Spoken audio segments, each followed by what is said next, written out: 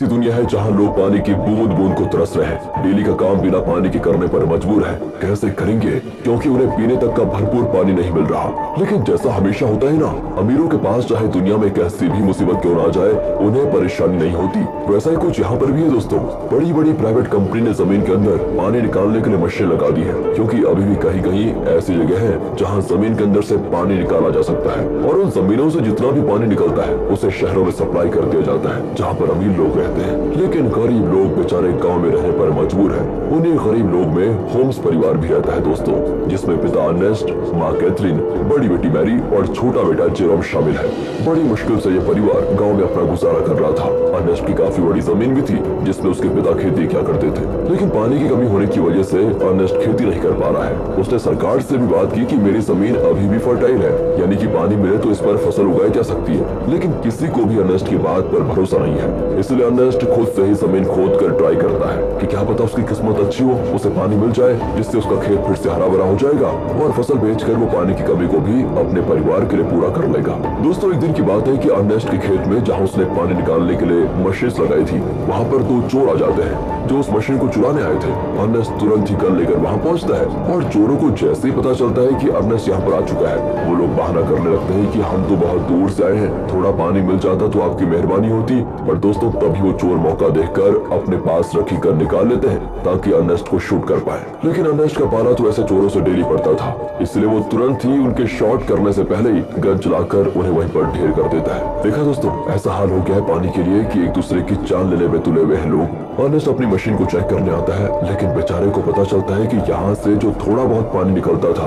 वो भी खत्म हो चुका है। इसका मतलब कि अब उसे दूसरी जगह फिर से गड्ढा खोदकर मशीन लगानी होगी ताकि वहाँ से पानी निकाला जा सके। अर्नेस्ट अब जेरोम के साथ वाटरमैन के पास जाता है। दोस्तों, वाटरमैन ऐसे लोगों का ग्रुप है जो प्राइवेट कंपनी के लिए काम करते हैं, बड़ी बड़ी मशीनों को लगाना ताकि अंदर से पानी निकाला जा सके, और ये पानी शहर में सप्लाई किया जाता है। वैसे अर्नेस्ट इन लोगों को शराब या खाने पीने की चीजें डिलीवर करने का काम करता है। वो शहर से सारी चीजें अपने गधे पर लाद कर लेकर आता है और इन वाटरमैन को दे देता है। उन्हीं वाटरमैन में मैक्स नाम का एक आदमी भी शामिल है, जिससे अर्नेस्ट की थोड़ी अच्छी पहचान होती है। अर्नेस्ट मैक्स से कहता है कि देखो भाई, तुमने यहाँ बड़ी मशीन लगाने का काम शुरू कर दिया है। यहाँ से थोड़ी दूर मेरा खेत है जहाँ पानी आता था वैसे, लेकिन तुम्हारे यहाँ वो बड़ी मशीन लगाने की वजह से जो थोड़ा बहुत पानी मेरे खेत को मिलता था, अब वो भी बंद हो गया है। क्या तुम अपनी इन बड़ी मशीनों की लाइन दूसरी जगह नहीं लेकर जा सकते? मैक्स कहता है कि ये तो मेरा काम नहीं है, तुम्हें बात करनी है तो तुम हमारे बॉस से जाकर कर सकते हो। अर्नेस्ट को पता होता है कि बॉस तो उसकी सुनने वाला है नहीं, इसलिए वो बेचारा अपना छोटा सा मुंह लेकर जेरोम के साथ घर आने के लिए निकल आता है। लेकिन जब इंसान की किस्मत खराब हो तो उसके साथ बुरी चीजें होने में टाइम नहीं लगता।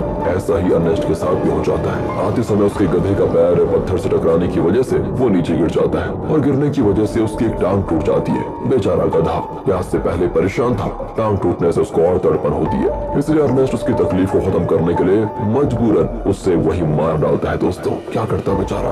इसके बाद वो एक ऑक्शन हाउस में आता है जहाँ पुराने रोबोट्स को रिपेयर करके बेचा जाता है। अर्नेस्ट ऐसे एक रोबोट को खरीदने आया था ताकि आगे से वो डिलीवरी का काम संभाल पाए। साथ ही ऑक्शन में फेलन नाम का बंदा भी रोबोट पर पोली लगाने आता है, लेकिन आखिर में अर्नेस्ट को वो रोबोट मिल जाता है, जिसे पाकर अर्नेस्ट और जेरोम बड़े खुश होते हैं कि चलो कुछ तो काम की चीज आई हाथ में। इसके बाद दोनों हॉस्पिटल आते हैं जहाँ कैथरीन रहती है। कुछ समय पहले एक दुर्घटना का शिकार हो गई थी कैथरीन, इसलिए वो चल फिर नहीं पाती। इसलिए हॉस्पिटल में वायर के जरिए कैथरीन को रखा जाता है। वायर मतलब जो कैथरीन को चलने में मदद करते हैं। अब देखिए, अर्नेस्ट के पास इतने पैसे तो है नहीं कि वो वायर का सिस्टम खरीद कर घर लेकर आ पाए, इसलिए वो और उसके परिवार के लोग हॉस्पिटल में ही कैथरीन से मिलने आया जाया करते हैं। अब हॉस्पिटल के बाहर अर्नेस्ट की मुलाकात रॉबी नाम के बंदे से होती है, जो अर्नेस्ट का बढ़िया दोस्त है, काफी ज्यादा करीबी है। उसके पास तो रहने के लिए घर तक भी नहीं है, साथ ही वो दिमाग से भी थोड़ा कमजोर है। इसलिए अर्नेस्ट उसके पास जो थोड़ा बहुत पानी होता है वो रॉबी और उसके परिवार को दे देता है, क्योंकि भले अर्नेस्ट के पास भी पानी की कमी है, लेकिन बंदे का दिल बहुत बढ़िया है यार। अब वहाँ से अर्नेस्ट जैसे ही घर आता है ना, उसके पास फेलन पहुंच जाता है, जो उससे कहता है कि मुझे तुम्हारा रोबोट चाहिए, कुछ जरूरी काम है। अर्नेस्ट को पता था कि फेलन में एक नंबर का बदमाश आदमी है, वो रोबोट वापस करने में नाटक करेगा। इसीलिए दोस्तों, अर्नेस्ट रोबोट देने से साफ मना कर देता है। साथ ही दोस्तों, मैं आपको बता दूं कि फेलन और अर्नेस्ट की बेटी मैरी का एक दूसरे के साथ चक्कर चल रहा है। अर्नेस्ट ने कई बार मैरी को समझाया कि वो फेलन से दूर रहे, वो अच्छा अच्छा इंसान नहीं है, लेकिन मैरी है कि सुनने को तैयार ही नहीं होती। फिल्म की वजह से वो तो अपने पिता से भी नफरत करने लगी है। बताओ दोस्तों, माँ बाप कभी गलत होते हैं क्या? जो बच्चे माँ बाप की बात नहीं मानते उनके साथ तो बुरा होता ही है। कहीं मैरी के साथ भी कुछ बुरा ना हो जाए। खैर आगे देखते हैं। अगले सीन में अर्नेस्ट एक और जगह गड्ढा खोद रहा होता है, इस उम्मीद में कि शायद वहाँ से कुछ पानी निकल जाए, लेकिन बड़ी मशीनों के पाइपलाइन के कारण आसपास का पूरा इलाका सूखा पड़ चुका था। इसलिए अर्नेस्ट को यहाँ भी निराशा का सामना करना पड़ता है। साथ ही गड्ढा खोदने के दौरान अर्नेस्ट जेरोम से बात कर रहा होता है। वो कहता है, जब मैं शहर गया था वहाँ मैंने एक लड़की को देखा जिसके बाल तो छोटे हैं लेकिन देखने में बहुत सुंदर है। तुम तो बेटा बड़े हो चुके हो, कहो तो तुम्हारी बात करवा दो उससे। मैं नहीं जानता कि इस हालत में हम कब तक जिंदा रह पाएंगे, इसलिए हमारे पास जो भी पल बचे हैं उन्हें अच्छे से जी लेना चाहिए हमें। और दोस्तों ऐसे ही बात बेटे आपस में बात करते हुए कुछ टाइम एक दूसरे के साथ बढ़िया तरीके से बिताते हैं। इसके बाद अर्नेस्ट जैसे ही घर आता है, मैरी उससे कहती है, मुझे पैसे चाहिए पापा, मैं फैलन के साथ जा रही हूँ, मुझे यहाँ पर बहुत घुटन हो रही है। अर्नेस्ट कहता है, घुटन हो रही है? मैंने बचपन से तुम्हें पाल पोस के बड़ा किया, सब कुछ देने की कोशिश की तुम्हें, और फिर भी तुम ऐसी बातें कर रही हो। मैरी तो ऊपर से जवाब देती है, कहती है, हम यहाँ पर जी नहीं रहे, सर्वाइव कर रहे हैं और मुझे ऐसी जिंदगी चाहिए नहीं। अर्नेस्ट के लाख समझाने पर भी जब मैरी नहीं मानती तो अर्नेस्ट मैरी को कमरे में बंद करके खिड़कियों पर कीड़े लगा देता है ताकि वो फैलन से मिल ना पाए। अब अर्नेस्ट जैसे सप्लाईज लेने के लिए शहर जाने वाला होता है, तभी उसको पता चलता है कि रोबोट गायब है। ये देखकर उसकी हालत खराब, वो परेशान हो जाता है। वो समझ चुका था कि ये काम तो फैलन के अलावा कोई दूसरा कर नहीं सकता। वो वहाँ से तुरंत वाटरमैन के पास आता है ताकि उनसे पूछ सके कि क्या फैलन यहाँ पर आया था कि नहीं। पर वहाँ पर आते ही मैक्स और बाकी वाटरमैन मिलकर अर्नेस्ट पर धावा बोल देते हैं दोस्तों, और जमकर उसकी पिटाई करने लगते हैं। उनका कहना होता है कि तुमने हमारी सप्लाई चुराई, जो हमारी मेहनत की कमाई थी, जिसे तुमने शायद कहीं और बेच दिया होगा। अर्नेस्ट कहते हैं, अरे ये क्या कह रहे हो तुम? मैं खुद यहाँ तुमसे पूछने आया था कि क्या फैलन मेरा रोबोट लेकर यहाँ आया था या नहीं, लेकिन उल्टा तुम लोग मुझे ही मार रहे हो। दोस्तों अर्नेस्ट यहाँ पर समझ चुका था कि जरूर फैलन ने शहर से मेरे बदले सप्लाईज ले ली और उसे वाटरमैन को देने के बजाय चुराकर कहीं और लेकर चला गया। इसलिए दोस्तों अर्नेस्ट जैसे तैसे वाटरमैन से पीछे छुड़ाकर फैलन को ढूंढने के लिए निकल जाता है, जो उसे मिल भी जाता है। साथ ही अर्नेस्ट का शक भी सही था, उसने ही सप्लाईज चुराई थी दोस्तों, जिससे वो बड़े आराम से खा पी रहा था। इसलिए अर्नेस्ट गन पॉइंट पर लेकर फैलन को डरा देता है और उसे वाटरमैन के पास ले जाने लगता है, ये बताने के लिए कि सप्लाईज मैंने नहीं फैलन ने चुराई थी।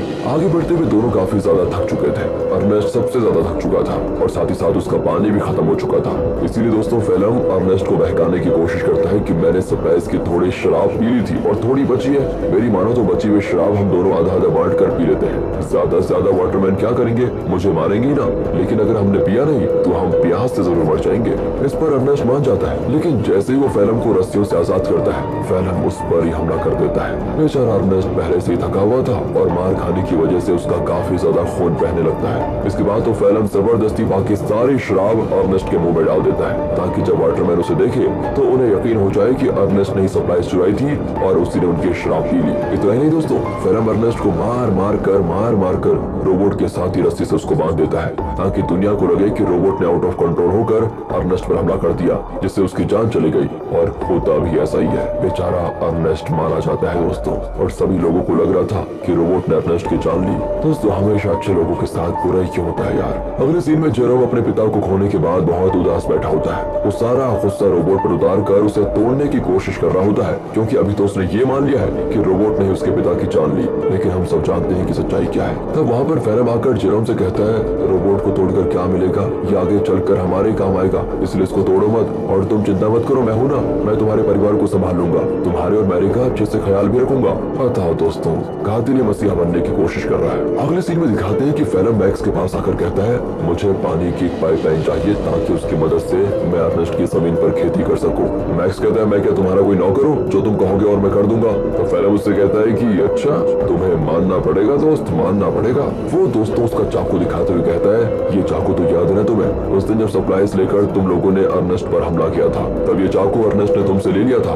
और मुझे ये चाकू उसकी बॉडी के पास मिला जिसमें तुम्हारा नाम लिखा हुआ है। सभी जानते हैं कि मरने से एक रात पहले सरप्राइज लेकर तुम्हारी और उसकी लड़ाई हुई थी। तो मैं क्या सोच रहा था कि मैं जाकर सभी को ये बात बता देता हूँ कि लड़ाई के दौरान तो मैक्स अर्नेस्ट को नहीं मार पाया, लेकिन अगले दिन जब उसे मौका मिला तो उसने अर्नेस्ट को मार दिया और आरोप डाल दिया रोबोट पर। यह सुनकर मैक्स घबरा जाता है और फिल्म की बात मानते हुए कंपनी से छुपाकर एक सीक्रेट पाइपलाइन अर्नेस्ट के खेत में चालू करवा देता है, जिससे दोस्तों खेत को पानी मिलना शुरू हो जाता है। सभी बड़े खुश होते हैं कि यहाँ पर फिर से खेती हो सकेगी। फिल्म दोस्तों डेली हल जोतता है ताकि फसल उगा पाए। देखते देखते उसकी मेहनत रंग ला जाती है और खेती में चारों तरफ फसल उगने लग जाती है, जिसे देखकर जेरोम और बाकी सभी बड़े खुश होते हैं। साथ ही फैलम और मैरी रिलेशनशिप में भी थे, जिस वजह से मैरी प्रेग्नेंट हो चुकी थी, इसलिए उन दोनों की शादी करवा दी जाती है। शादी से फेरम बड़ा खुश था, लेकिन अंदर ही अंदर उसे ये भी याद आ रहा था कि ये सब अर्नेस्ट का था जो उससे मैंने छीन लिया। आज वो जिंदा होता तो ना ही मैरी से उसकी शादी होती और ना ही ये खेत उसे मिलता। अर्नेस्ट के मरने के बाद फेलम ने उसकी सारी चीजों को दोस्तों अपना लिया होता है, लेकिन ये इंसान यहाँ पर भी नहीं रुकेगा। अभी आप इसके पाप देखिए कितना करता है ये। अगले सीन में बैंक से कुछ कर्मचारी आते हैं जो फेलम के पैरों तले जमीन खिसका देने वाली बात बताते हैं कि जमीन पर तुम्हारी फसल होगी है। उस जमीन को अर्नेस्ट ने गिरवी रखा था, वो तो मर गया, इसलिए अब ये जमीन बैंक की होती है और इसमें जो फसल होगी है वो भी बैंक के पास ही जाएगी। फेलम कहता है नहीं, ऐसा नहीं हो सकता, ये बात तुम्हें पहले बतानी चाहिए थी जब यहाँ पर फसल नहीं उगी थी उस समय, और अगर तुम पहले बता देते तो मैं कोई दूसरी जमीन देख लेता। लेकिन दोस्तों बैंक वाले नहीं मानते, वो कहते हैं कि एक हफ्ते के अंदर अगर पैसे नहीं मिले तो इस जमीन को तुम भूल जाना।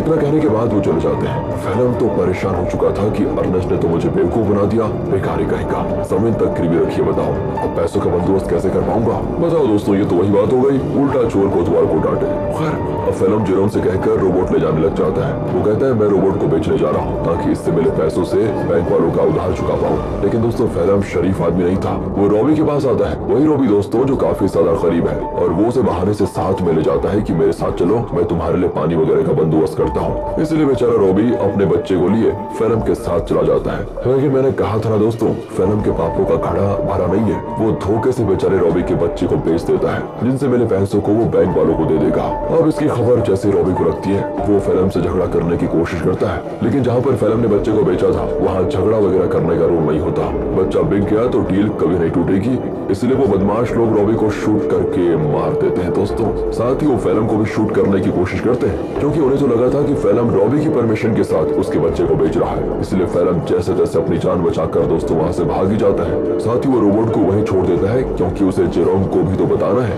कि ये पैसे बच्चे को बेचकर नहीं बल्कि रोबोट को बेचकर आए हैं। क्या कहे दोस्तों, कितना बुरा आदमी है यार फेलम। तभी तो दोस्तों अर्नेस्ट अपनी बेटी मैरी को मना कर रहा था इसके साथ रहने के लिए। अगले सीन में बैंक को पैसा देने की वजह से जमीन फिर से फेलम की हो जाती है, तो वही रोबोट आगे बढ़ते हुए अपने ओरिजिनल ओनर के पास जाने के लिए निकल पड़ता है, क्योंकि जब वो बदमाश लोग फेलम और रॉबी को शूट कर रहे थे तो कुछ गोली रोबोट को भी लग गई थी, जिससे हुआ ये कि रोबोट की डिफॉल्ट सेटिंग ऑन हो गई और इसीलिए वो अपने ओरिजिनल ओनर के पास जा रहा है जो कि शहर में रहता है और ओनर का नाम है कैल्विन। वो जैसे उस रोबोट को देखता है तो बिल्कुल हैरान हो जाता है कि ये किसका रोबोट घूमकर वापस मेरे पास आ गया। उस रोबोट पर दोस्तों अर्नेस्ट का नाम लिखा हुआ था, इसलिए कैल्विन रेडियो के जरिए अर्नेस्ट से संपर्क करने की कोशिश करता है ताकि वो आगे आए और अपने रोबोट को वापस लेकर जाए। जेरोम तो जैसे रेडियो को ऑन करता है तो बिल्कुल हैरान हो जाता है कि फेलन ने तो कहा था कि उसने रोबोट को बेच दिया, अब ये कैल्विन बता रहा है कि रोबोट उसके पास है। इसलिए दोस्तों वो डिसाइड करता है कि अगर कैल्विन रोबोट वापस देना चाहता है तो कोई नहीं, ये तो बहुत अच्छी बात है, मैं जाकर उसको ले लेता हूँ। अगले सीन में जेरोम को रॉबी की पत्नी दिखाई देती है, जो रॉबी और उसके बच्चे के वापस न आने पर सदमे में जा चुकी थी। वो एक गुड़िया लेकर रॉबी और अपने बच्चे के आने का इंतजार करती है। सच में दोस्तों बेचारी के साथ बहुत बुरा हुआ ना। एंड इस चीज को देखकर जेरोम को लगता है कि जरूर कुछ तो बात है जो फेलम छुपा रहा है। जिसके बाद वो शहर की बॉर्डर पर आता है, लेकिन 18 साल से कम होने की वजह से गार्ड्स उसे शहर में जाने नहीं देते। तब वहाँ पर एक लड़की आती है जिसका नाम अना है। वो जेरोम से कहती है मेरे पास आ जाओ, मैं तुम्हें शहर भिजवा सकती हूँ, वो भी बहुत कम पैसों में। जेरोम जैसे अना को देखता है तो बिल्कुल हक्का बक्का हो जाता है, क्योंकि वो हूबहू वैसी होती है जैसा कि अर्नेस्ट ने उसे छोटे बालों वाली उस लड़की के बारे में बताया था।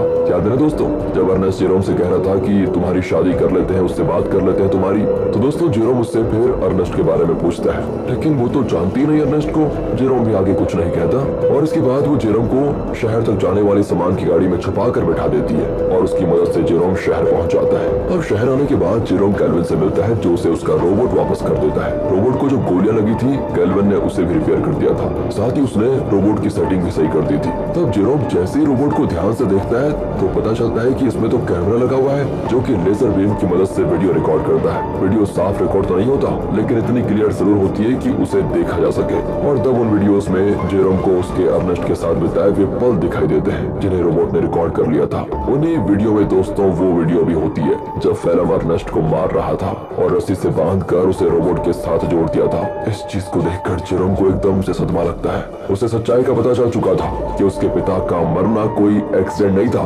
बल्कि फेलम की सोची समझी साजिश थी। इसलिए वो रोबोट को लेकर वापस घर आ जाता है और आते ही फेलम को ये नहीं बताता कि उसको सब कुछ पता चल गया है, क्योंकि अगर मैरी को मालूम पड़ा कि ये सब फिल्म में क्या, तो वो तो सदमा बर्दाश्त नहीं कर पाएगी, ऊपर से वो प्रेग्नेंट भी है। इसीलिए जेरोम एक प्लान बनाता है। वो फिल्म से कहता है कि मैंने रेडियो पर सुना कि रॉबी तुम्हें बुला रहा है। अब ये सुनकर फिल्म परेशान कि रॉबी तो मर चुका है, ये कौन सा रॉबी बुला रहा है। इसलिए वो कहता है कि शायद वो कोई दूसरा फिल्म होगा जिसके लिए वो रॉबी बोल रहा है। अब प्लान फेल होता देखकर जेरोम एक लेटर लिखता है फिल्म को, ताकि फिल्म को ऐसा लगे कि ये लेटर रॉबी ने भेजा है और वो उसे उसी जगह पर बुला रहा है जहाँ पर अर्नेस्ट मरा था। लेटर देखकर फिल्म समझ चुका था कि कुछ तो गड़बड़ी है, मुझे वहाँ पर जाकर देखना ही पड़ेगा। इसीलिए वो उसी जगह पर जाता है जहाँ पर उसने अर्नेस्ट को मारा था।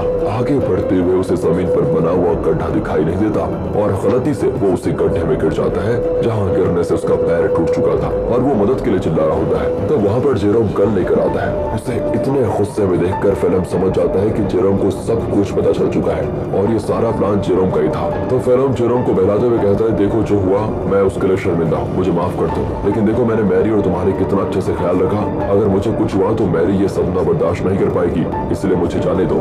लेकिन जेरोम उसकी एक नहीं सुनता और सीधे फिल्म को शूट करके मार डालता है। इसके बाद वो रोबोट की मेमोरी भी रेस कर देता है ताकि कभी मैरी ये सब कुछ देख ही ना पाए। वो नहीं चाहता कि मैरी कभी कुछ इसका सच जाने। कुछ दिन गुजर चुके थे। फिल्म के घर न आने पर मैरी बहुत परेशान होती है। जेरोम कहता है कि वो अच्छा इंसान कभी था ही नहीं, तुम्हें छोड़कर वो भाग गया। और ये सुनकर मैरी एकदम उदास हो जाती है और अपने दिल से फिल्म के लिए प्यार खत्म कर देती है। दोस्तों उल्टा वो उससे नफरत करने लगती है। जेरोम ने बड़ी शांति से अपना बदला ले लिया। इसके बाद जेरोम और मैरी घर चलाना शुरू करते हैं क्योंकि खेत उन्हें मिल चुका था। उन्हीं फसल को बेचकर वो पैसे जमा करेंगे ताकि अपनी माँ को हॉस्पिटल से घर लेकर आए। और इसी मिक्स फीलिंग के साथ दोस्तों ये मूवी यहाँ पर खत्म होती है। बाकी अगर आपको वीडियो अच्छी लगी हो, एक्सप्लेनेशन अच्छा लगा हो तो लाइक कीजिए। चैनल